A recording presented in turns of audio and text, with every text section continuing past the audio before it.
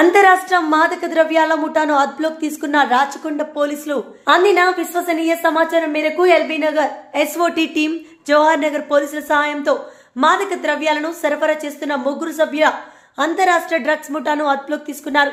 వారి వద్ద నుండి 40 కేజీల పప్పిస్ట్రా, 10 గ్రాముల MDMA, 10,000 రూపాయల నగదు మరియు ఒక వైఫై డాంగిల్ స్వాధీనం చేసుకున్నారు. బహిరంగ మార్కెట్లో మొత్తం వీటి విలువ 45 లక్షల రూపాయల వరకు ఉంటుందని రాచకొండ కమిషనర్ సుధీర్ బాబు మీడియాకు తెలియజేశారు.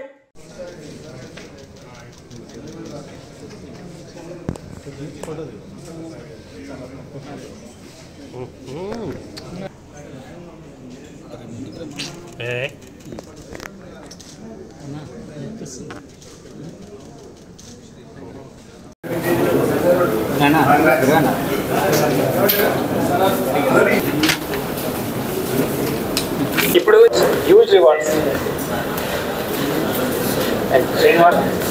వర్ష